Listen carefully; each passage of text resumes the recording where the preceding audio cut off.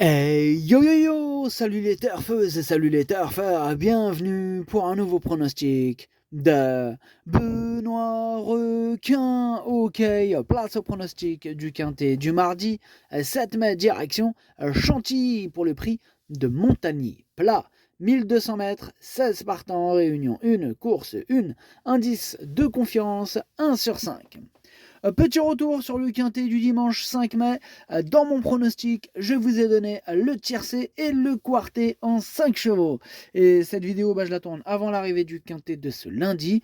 Et je reviendrai dessus demain. Ok, c'est parti, on commence le pronostic et on commence avec le numéro 1, Wild West. Et on écoute l'entraîneur Maurizio Delcher Sanchez. Wild West, eh bien, après une belle rentrée, il a confirmé. Comme il est sous le coup d'une pénalisation, il faut qu'il franchisse un nouveau palier pour pouvoir finir à l'arrivée à cette valeur. Cela dit, il est en pleine forme et je crois qu'il peut bien courir. Même si c'est plus compliqué, il reste compétitif pour terminer dans la combinaison gagnante. Moi, il me plaît beaucoup ce numéro 1. Il me plaît tellement que je l'ai mis très haut, je l'ai mis troisième et j'y crois. Attention, il peut frapper un grand coup. On passe au numéro 2, Purest Time, et on écoute Maurizio Delcher Sanchez. Purest Time n'avait pas fait une très bonne rentrée, manquait un peu de compétition, puis il s'est très bien comporté lors de sa seconde course, où il a été un peu malheureux. Il est bien et a son affaire sur le parcours proposé, je pense qu'il a une bonne chance. Je pense aussi qu'il a une bonne chance, sinon je ne l'aurais pas mis aussi haut. Pareil pour ce numéro 2, c'est une première chance, il peut tous les battre. Question de parcours, moi je l'ai mis deuxième. On passe au numéro 3, Hi John, et on écoute Christophe Escuder. Hi John, il reste sur de bonnes performances, mais il est certain que ce n'est plus le même qu'auparavant. Bon, néanmoins, il tient une bonne forme et il va être intéressant de voir son comportement sur un tracé rectiligne. Je pense que cela ne le dérangera pas. À cette valeur, je crains que sa marge au poids soit minime. Lui aussi me plaît bien ce numéro 3. Bon, je l'ai mis un petit peu plus loin que les autres, je l'ai mis sixième, mais j'y crois tout de même. On passe au numéro 4, Victory Salute, et on écoute Jérôme Régnier. Victory Salute, il était contraint de s'élancer tout en dehors en dernier lieu, et le terrain était trop collant pour ses réelles aptitudes. Bon, j'espère que mardi, la piste ne sera pas trop souple et qu'il nous montrera une aptitude pour les sprints en ligne droite. Avant le coup, je n'ai pas beaucoup de repères avec lui, d'autant que sa valeur me paraît assez haute. Pareil, ce numéro 4, lui aussi me plaît bien pour l'instant. 1, 2, 3, 4, je les garde. Ce numéro 4, je le garde, mais en toute fin de combinaison. On passe au numéro 5, Denver Shop, et on écoute Olivier de Monzeil. Denver Shop, il affectionne le tracé cantilien, il l'a encore démontré en dernier lieu, malgré le fait qu'il soit rentré déféré. Excité dans les stalles, je pense qu'il a perdu son fer au départ. Actuellement, il est au mieux et on revient à Chantilly avec les plus hautes ambitions. Il partira logiquement avec ma confiance. Ouais, il me plaît beaucoup ce numéro 5. Je pense qu'il peut encore éditer une bonne performance et je l'ai mis cinquième.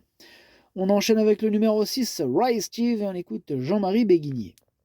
Rise Steve est constant dans ses performances. Bon, en dernier lieu, il s'est bien comporté sans forcément avoir eu la course idéale. Il aime bien avoir ses aises, il faut le laisser dans son action. Si cela se passe mieux, il est capable d'un meilleur résultat. Il semble bien à l'entraînement. Ce numéro 6, lui aussi, me plaît beaucoup. Lui, j'ai pas hésité à le mettre quatrième.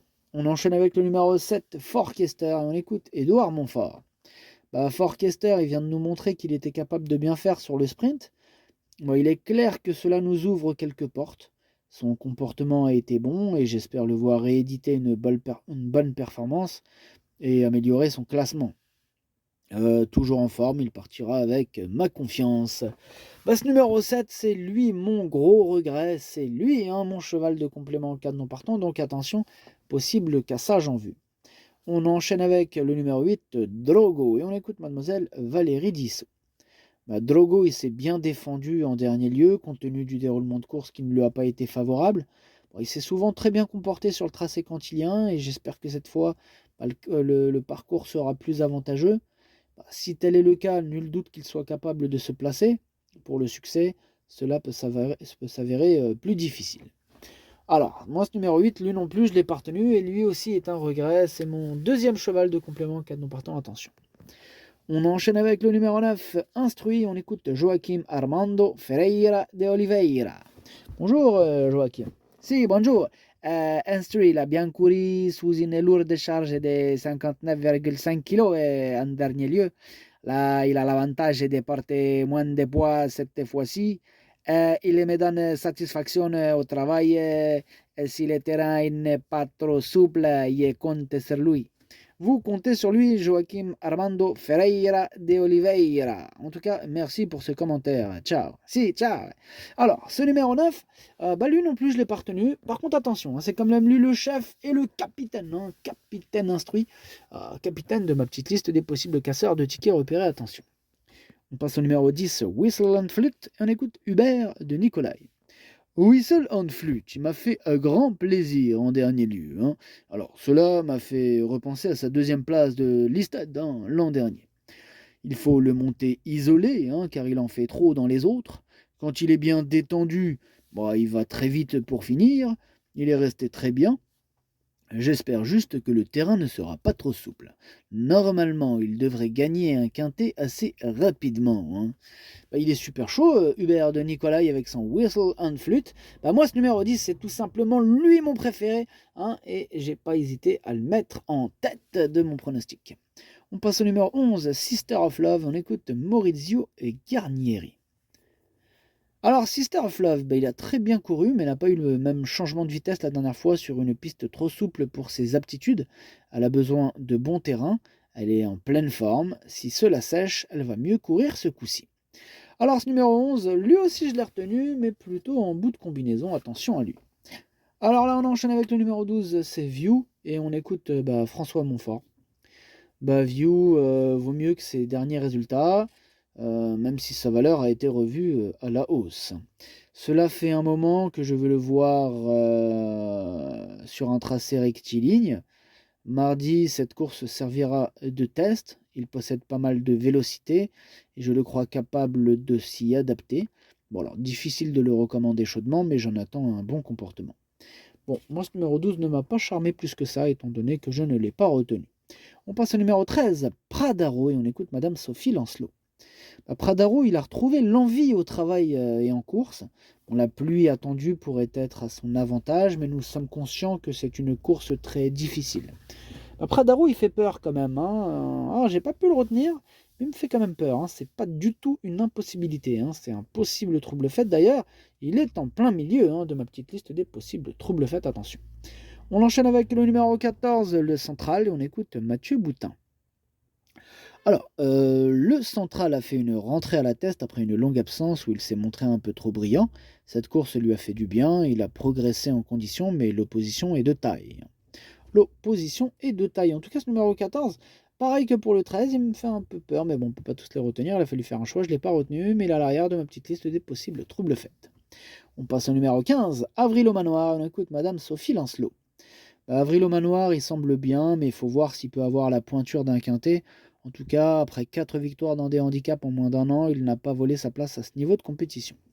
Il donne toujours son maximum en compétition, Avril au manoir, mais bon, à ce niveau, à voir. Moi, ce numéro 15, je ne l'ai pas retenu. Et on termine avec le numéro 16, Eureka, et on écoute Gaël Barbedette. Alors Eureka, il est arrivé à l'écurie là il y a maintenant quelques semaines. Cela se passe très bien, et là je le ramène sur le sprint où elle a fait ses meilleures performances. Maintenant, pour une rentrée, j'aurais préféré l'avoir évolué en deuxième épreuve, ou même si elle a besoin de retrouver la compétition, cela aurait été plus facile. Ici, sa tâche sera compliquée. Ouais, c'est ce que je pense aussi. Je pense que ça va être compliqué pour ce numéro 16. Ce serait vraiment une surprise de le voir à l'arrivée. Mais bon, les surprises et le plat, ça va ensemble. Donc, on va pas non plus s'enflammer sur des déclarations, puisque ce numéro 16, moi, pour ma part, je ne l'ai pas retenu et j'espère que je ne me trompe pas. Mais bon, c'est vraiment pas mon préféré en tout cas. Le pronostic, ça donne 10, 2, As, 6, 5, 3, 11 et 4. Merci d'avoir suivi cette vidéo. N'hésitez pas à mettre un pouce bleu si la vidéo vous a plu. Pour accéder à tous mes tickets pour la course du Quintet, rendez-vous directement en description de la vidéo. À jouer avec modération. Bonne chance. Chopez-le moi. Ciao.